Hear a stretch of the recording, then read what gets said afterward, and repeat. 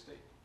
Yeah, so, a couple days removed from our last game, and, we're on to Missouri State now. We put that last one to bed. Obviously that was an unfortunate outcome, so our guys played really hard, did some really good things, didn't get the outcome we wanted, but now it's on to Missouri State, so excited about that, getting back home. We've got a great opportunity in front of us, just like they do in front of them. But we've had a good couple days. The guys have got a lot of good energy, had a great walkthrough today, had a good lift, good run. Guys are in good spirits, so I think we've had some good conversations and just ready for this next opportunity. So I think we're probably healthier than we've been in a while. We have more guys that are back. We've got more guys that are just feeling good, So these extra couple days have been kind of nice. So we're excited to get rocking and rolling tomorrow morning. Saturday will be our Tuesday, our normal Tuesday, and so we'll be grinding through the weekend just like we would during a regular week. And we're excited for this opportunity again, play national TV and play at home. Question. Just what are you seeing from this Missouri State team? Obviously, Conference USA newcomers, got to be exciting to host them here at home. Just what are you? They've done. Coach Beard does a good job. He runs that defense. You can see it. They got a lot of moxie. They play tough. They're having a good year considering coming on up. Sitting there at 3-3. They've done some good things. It'll be interesting to see what plays out with their quarterback position. With Clark, being down, is he in? Is he not? So that'll change a couple of things, a couple little nuances there because the quarterbacks are a little different. The guy that came on in is more of a runner, and he's a young guy. Clark, obviously, is an old veteran, who's throwing the ball around the yard quite a bit. But they'll be a great challenge. You talked about in the opening statement about being healthy and trying to get that. Does that include Tyler and Kai? Are they good to go, or are they coming back? Or Kai went out there for the first time today in a while and did the walkthrough today, so he'll be non-contact, I believe, tomorrow, and then get going from there. And then you said Tyler? Tyler Martinez, yeah. Tyler's still out. He's out, and he'll be out for another good couple of weeks. But just little things like Gabe Peterson's been kind of playing with kind of a wing that's been kind of hanging on for a little bit, one of his shoulders, and he was healthy going into the last game, played well, he's good right now. Logan's been battling with the ankle stuff. He looked great running around in this last game, did a really good job for these last workouts and runs, and there's just a lot of little things that the guys haven't really been full speed or 100%. You're starting to see more guys get back. On that availability report for the Liberty game, DK was out for the season. I imagine that scan came back and you guys got kind of worst case scenario. Yeah, he had surgery this morning. Yeah, so he had labral surgery, so he will be out for the remainder of the season. And if you know him and you know how much he cares about the sport and his team, he's just an unbelievable guy. So it kind of breaks your heart when you see guys like that who just, he cares so much. He's he'll be missed out there on the field, but he'll be with us the entire time. You said labrum? Is that what it was? Yeah. Coach, obviously, just from last game, you guys had those two muff punts that played some pivotal moments in that game. Just what's been the message to special teams this week so far? Yeah, those are interesting things because those are guys that have been back there. They've caught in punts before. They've done a great job. Pride hasn't had an issue. Obviously with King coming back in. There's some technical things. That we talked about. Some procedural things. We don't ever want to drift. We want to make sure we run back, get our shoulders square. There's things that we can work on, but neither one of those guys meant to do it. They're unbelievable elite competitors. It's really unfortunate. You never put the game on one thing, but there's no doubt. 2 turnovers that led to 10 points off. Fumble punts. The kick return. We had a bad kick, and then all of a sudden, we get caught sleeping on the left edge. That's 17 points. That's the game. Literally 3 snaps in a game that you could have won by multiple points. But, it is what it is. It's football. You got to find a way to get it done. The good thing is when we sit down with the team and you said, okay, let's go through this whole process, right? You win the yardage battle, you win the third down battle, you win the red zone battle, you win the turnover battle. All those things should lead to victory. But, again, some of these critical errors that we talked to our team about got in our way. So I think our team knows what they're capable of doing if we kind of find ourselves. But those guys will be okay. We're going to throw them right back in the fire, and they're going to be just fine. Kadarius, you look a lot more comfortable the past couple of weeks. What do you think has been the biggest route for your improvement? Pretty much staying consistent, coming to practice, making sure I do every step, write down in my notes, make sure I take every day as possible as I could. Coach, I know you guys have been having to rotate a lot of guys still on the offensive line. How do you feel that group's kind of starting to come together and those young guys are really starting to kind of get experience both at home and on the road now? Yeah, there's no doubt. I think you've seen it, the last couple games, the New Mexico game, we were able to run the ball and do some really good things. You saw it more against Sam Houston, and then we really ran the ball well last week. You take away sack yardage, we're at 175 yards, rushing on the ground, which we hadn't done before. This guy here had 85, and I think we're just starting to hit our stride in the run game, which will help us down the stretch in these last 6 weeks. And you're right, we've had some changes there. Losing Lee in the first game, then moving Malik on over, and then having Armando come in, and then Armando, it looked like we may have lost him for a while, and it ended up being a little tear in the bicep, but it's in the upper part of the bicep. So he knuckled up and played the entire game, did a really good job. Elijah Harvey went in and spelled him, helped him out there. BJ now moving into the center spot. I think we've found our little recipe for that offensive line, but they're doing a really good job. They're continuing to get better. The backs are getting better. The line's getting better. Just that chemistry and that feel. Coach Canova's done an outstanding job of slowly but surely bringing those guys along. So I'm excited for that group. I think they know what they're capable of.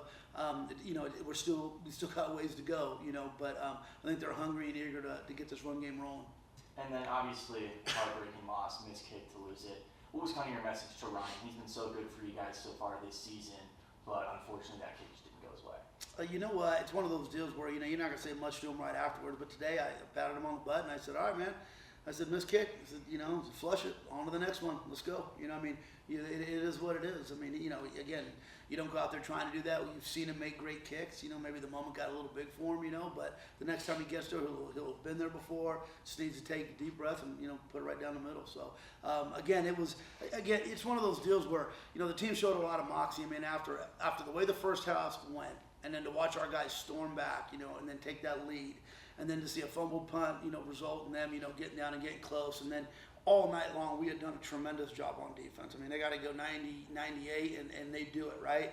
It's easy to just be like, oh, we're done. And what do? We drive right. We get right back down there into field goal range. So the guys showed so much moxie. We made too many critical errors. But that's just one of many things that got in our way. But he'll be okay, and the team will too.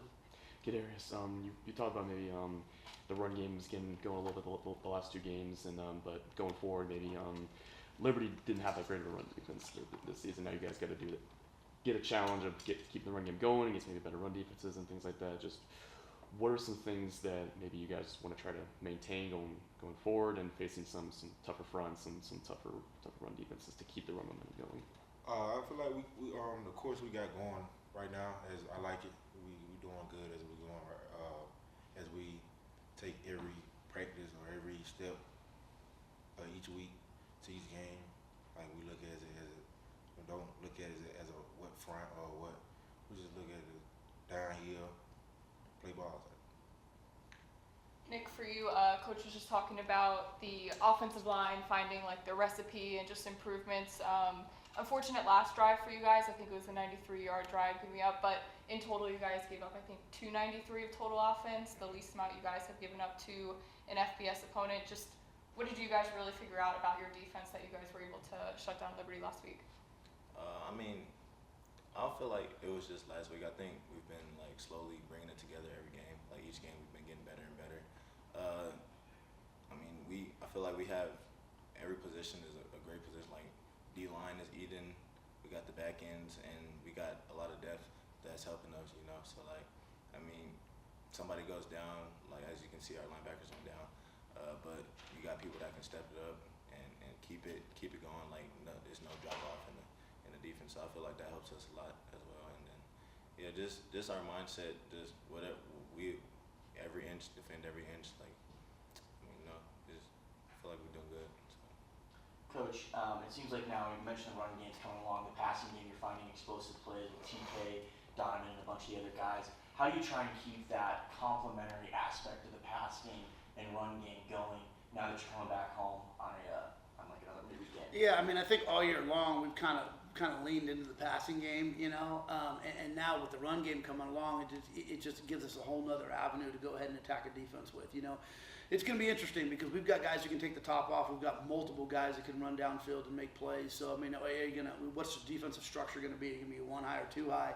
How many guys are going to roll down into the box? Now we're comfortable too with, we get these 6-man boxes, just hand the ball off and let's go make our yards, So, I think we have enough weapons on offense, enough diversity on offense with explosive players and different things we can do where I think we need to continue to hit our stride. The last couple games are probably our most productive games as far as explosive plays, moving the ball consistently, things like that over the course of the year. We need to see that continue to grow and progress. The way we're starting to play complementary football. The defense is continuing to call, turnovers. They're making critical stops.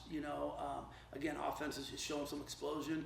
We just got to be a little bit more consistent, eliminate the errors. But I mean, sitting right now, halfway through the season, at 3-3. Every game that we've lost, we've been in it with a chance to win in the fourth quarter. And 2 of them deep into the fourth quarter. The La Tech game is probably the only one, but I mean, you're down 13 and there's 12 minutes left in that game. I mean, there's not a single game that, we've been going like, oh man, it's halftime and we're done. We're right there in the fourth quarter. So again, this next half of the season, I just want to see a more mature football team, a team that, just executes more in the critical moments, a team that kind of stays the course. We're learning to finish. We're playing well in the fourth quarter the last couple of weeks.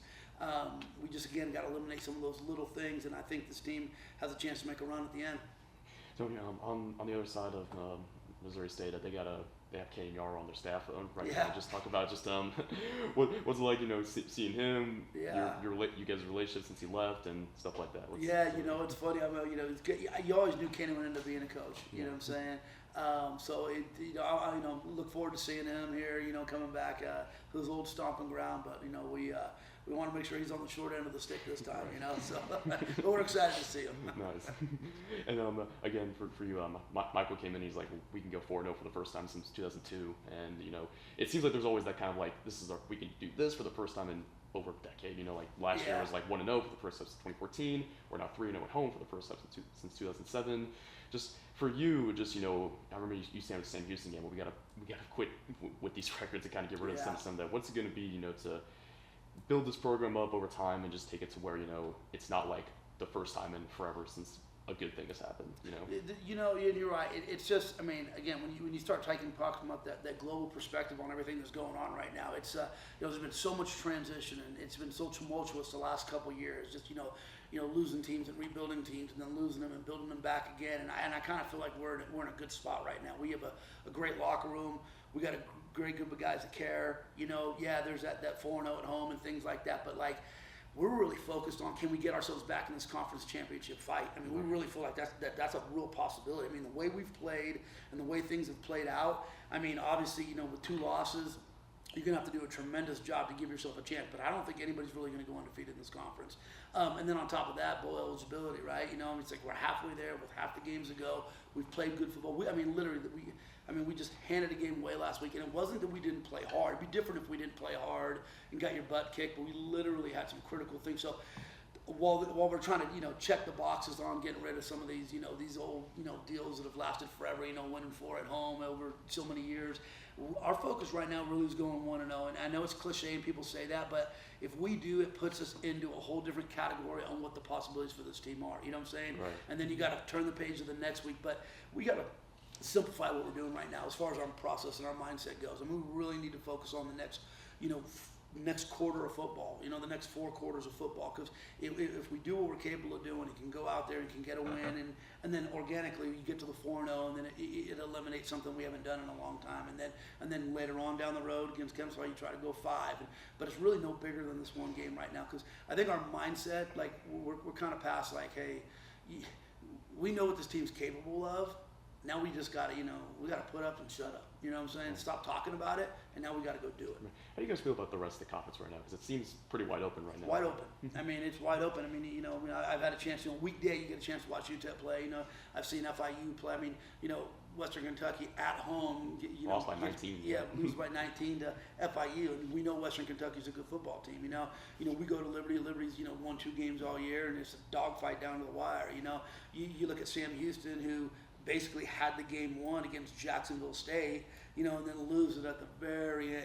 It's wild. So these undefeated teams have barely gotten by. These teams with 1 or 2 losses have barely gotten by. I mean, you look at Louisiana Tech and their Kennesaw game, and then it's just, again, it's one of those deals that just reminds you who's going to show up. You know what I'm saying? Who's going to put in the work, who's going to be motivated, who's going to be ready to go. And it just seems like there's a whole lot of that right now. So whoever comes to bounce faster, I think, as a team is going to have the greatest shot at the end. But we got to find our way back into it.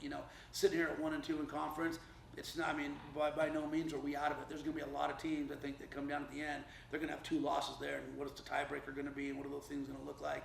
So, again, we got to take it one at a time. We got to focus on this. And if we can go ahead and go 1-0 this week on Wednesday night, then I think all of a sudden now the conversation starts back up about what are the things you can accomplish. Coach, general college football question, Kadarius. Yeah. If you guys have any thoughts, you also more than welcome to chime in. The conversation right now is about the 5 and 5 years as opposed to the 4 plus a red shirt. Is that something you think that would be a good change for the sport and for the players, or do you think that the current situation with like the red shirt 4 games is a good rule? So I'll get that at the end. Why don't you get that? What do you think? You know what he's talking about? 5 years to play 5 instead of a red shirt and 4. Oh, so basically you just get next year, like Yeah. already. So he don't even know about it. So he's focused on the season right now. Right? So I'll answer, then you can answer. You know. So I personally, I think it's like I don't even know what rules we have anymore because they change constantly. So if I don't like so if I played 2 years of JUCO football and I played 4 years of Division I football, 3 years of Division I football, and now my JUCO years don't count anymore. So now I get extra years to play. And if they deny me, then I sue, and then I win, and then I get to play.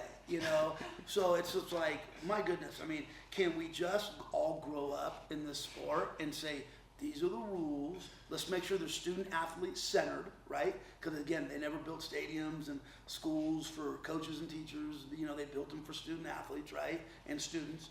So let's make sure we're student athlete focused. But let's create a system that we all start cheating on. And then we just live by it, So if you enroll in college, whether that's JUCO or Division I right away, you have 5 years to play 5. Cool, I'm good with it. Is it 6 to play 6? Is it 4 to play 4? I don't know what it is, but it's constantly changing right in front of us, and it feels like we're like kind of the Wild West. We don't really have any real rules, So I think the first thing is the one portal is going to create some needed stability so teams can stay together for a year. And then at the end of the year, if you need to transfer, you transfer or whatever. But at least you have your team for 1 year, and these guys have their teammates for 1 year. I think that's healthy for the sport. Then the last part is what does eligibility mean? How many years do you get to play college? Because now that at the end of the day, now that basically the pros, they're getting paid. Not to the extent of the NFL guys, but some guys are getting paid more than the NFL league minimum. So when you look at that, you go like, okay, well, that's in play now, so let's go ahead and have some rules behind that. I don't know, what do you think? I don't agree with it.